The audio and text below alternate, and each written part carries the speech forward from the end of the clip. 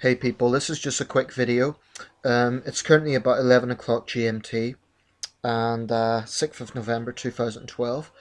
So we're hours away from, the last votes of the United States presidential election, Obama versus Romney. And I'd just like to make a quick prediction. I was going to make a video about what I think of Obama's first term, but I'll save that until afterwards because I don't have time. I'm currently watching, just to get in the sort of mood of things, the film Running Mates with Tom Selleck, Helen Hunt, and others. Anyway, it's a good film. I recommend it. It's similar to Primary Colors. Anyway, my prediction. I think Obama will win a second term, but it's going to be very, very tight. I think he will push through Ohio just. I think Romney may pick up Pennsylvania. Florida's going to be a battleground, but I think Romney may get Florida. It's going to be very tight. If you're not familiar with the American system, they need 270 electoral college votes to win. I believe my personal prediction is Obama's going to get somewhere between 275 and 290. Romney somewhere between 240 and 260. So it's going to be very tight. As tight as Bush-Kerry in 2004, if not tighter. And I'm sure no one wants to see a repeat of 2000, the whole Bush-Gore fiasco. But the way things are going, it's going to be very, very tight. Like I said, I don't have time in this video to evaluate Obama's first term, although I do favour Obama, as does a significant portion of the international community. I'll speak more about that in the next video. Okay, so what else can I add to this? Speak a bit about American presidential elections. There's nothing quite like them in the democratic world, even in other presidential democracies like France and India. Nothing quite like this. In terms of the sheer scale, the cost involved, and the time frame. I mean, it goes on for 2 years, which is half an entire presidential term. There's a lot of tension involved, especially in years where political divisions are deep, as they are at the moment. Other years, not so much. For example, 1996 Clinton-Dole doesn't stand out so much. It was quite a civil election. But this one, I think, is pretty tense. Bush-Kerry was pretty tense. Tends to happen, obviously every American election is important. I do think some are more important than others. This, I'm not sure if it's quite as important as 2008, but it's still pretty important. Obama clearly has lost some support from last time around. Anyway, I want to talk about the election itself. What I think of American presidential elections, well, it's a great exercise in democracy, that's for sure.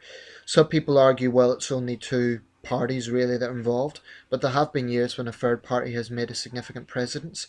For example, 92. And it's true that the Democrats and Republicans are two huge parties. After the Communist Party of China, they're the world's biggest political parties. But leaving that aside, they are both very diverse parties within themselves. You have liberal factions on both sides, conservative factions on both sides.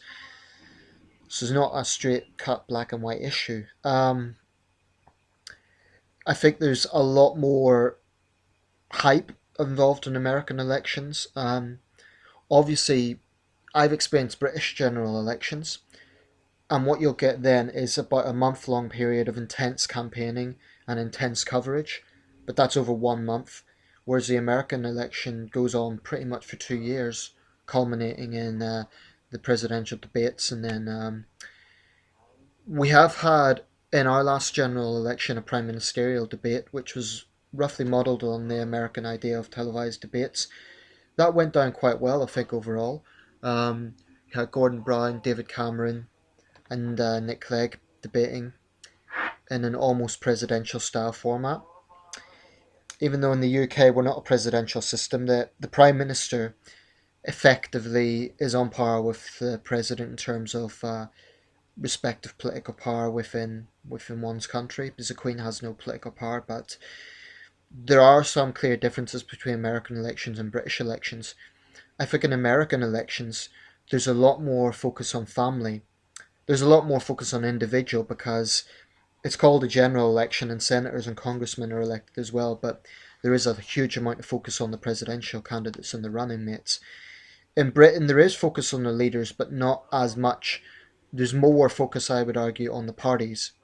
There is focus on the leaders, and certainly some British prime ministers have been presidential in their style, such as Tony Blair and Margaret Thatcher. But and by the way, Neil Kinnock in 1992, he was a Labour leader. He ran a presidential style rally. Now, interestingly, that backfired.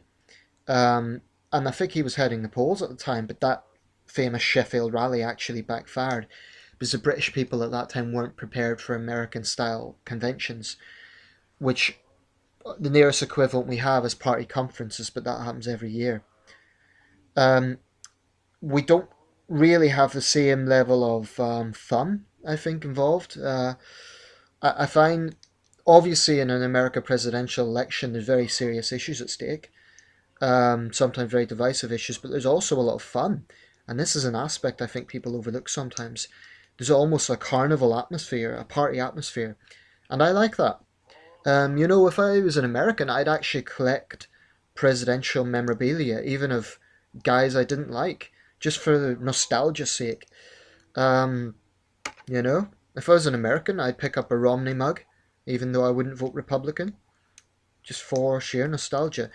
In Britain, we have something similar to that, but I actually like that aspect because I think it makes people interested in politics.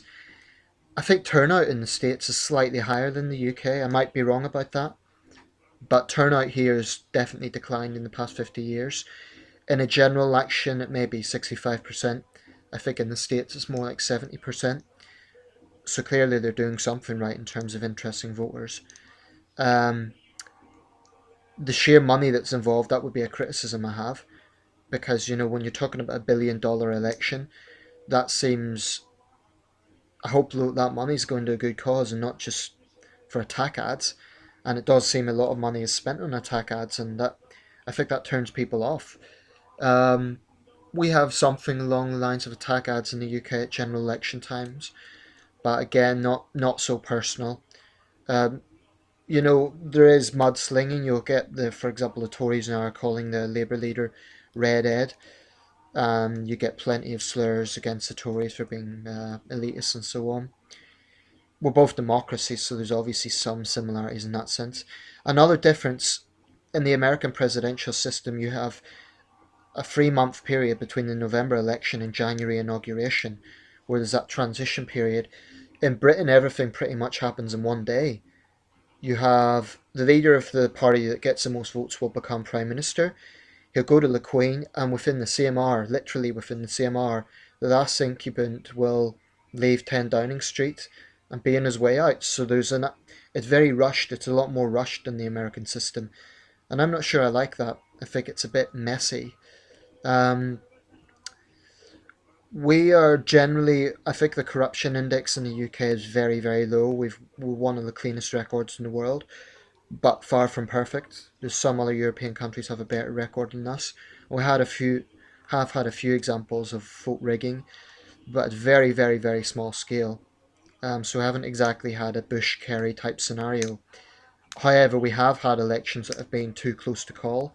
For example, in February '74 between Heath and Wilson, what resulted was a second general election that year in October, where Wilson got a second term as Prime Minister. Um, so that's my thoughts really on the American presidential system. There's a lot more focus on families. In the UK, people don't really care who the Prime Minister's father is.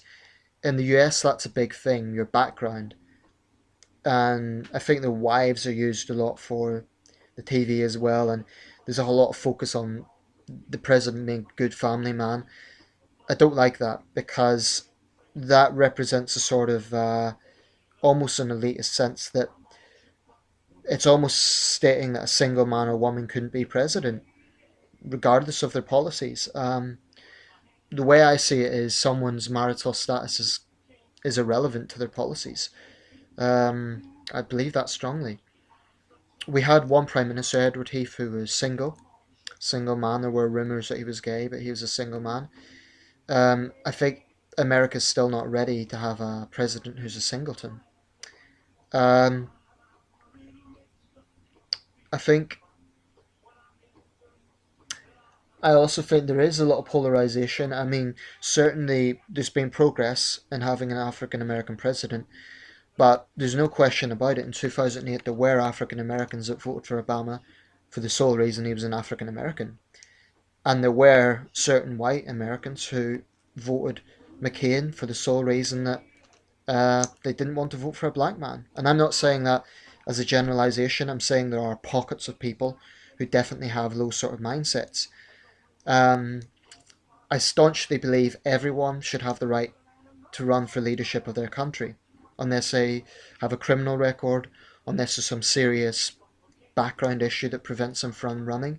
But I think that's absolutely key in a democracy, that everyone has an opportunity to enter public office. And if they can, assume the highest office, whether that be the presidency in the United States or premiership in the UK. So that's it. Some of my thoughts. My prediction isn't exactly rocket science. I'm going on polls, but it is very tight. Some polls have Romney 1 point ahead, some polls have Obama 1 point ahead. So it really could go either way. But in the next video I make, we'll know who's the next president. Okay, cheers.